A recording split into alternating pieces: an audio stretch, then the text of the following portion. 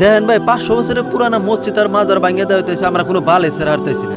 গুজরাটের সোমনাথ জায়গার 500 বছরের পুরানা মাজার আর মসজিদ ভাঙিয়ে দেওয়া হইতেছে, আমরা কোনো কিছুই করে হারতেছি না। কারণ কারণ তঙ্গরাঙ্গন নাগাল মুসলিমের গুয়াই গুয়াই নাই মিল, ওই জন্যই তো ওরা বস্তু একটা করে সাকসেস হারে।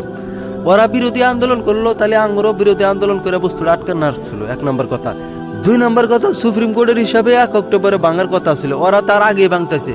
আমরা তাও কোনো বাল ছেড়ে হারতেছি না। ওরা যে বেআইনি কাম করতেছে, যে একটা ডেট আছে, ডেটের আগে ভাঙতেছে, তাহলে এটা কি বেআইনি করতেছে না? আমরা যে প্রোটেস্ট করে ওরা আটকাম, ওরা আটকান হারতেছি না।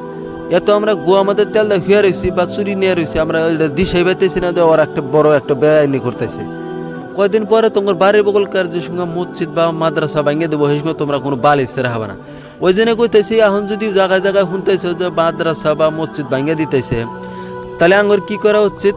নিয়মিত প্রোটেস্ট বা আন্দোলন করা, মসজিদ বা মাদ্রাসা রক্ষা করা, ওই বস্তুটা আঙ্গুর এখন থেকে জাগ্রত আনাকবো। আর যদি জাগ্রত না হয়েছে, পরে যে পোস্টার নাকবো এটা খাড়াং। ওই জন্য কইতেছি, ভিডিওটা শেয়ার করে দাও, জাগ্রত করে দাও যে এই সিস্টেম বেআইনি যদি কোনো কাম হয়, তাহলে আঙ্গুর বস্তুটার বিষয়ে আন্দোলন করা উচিত।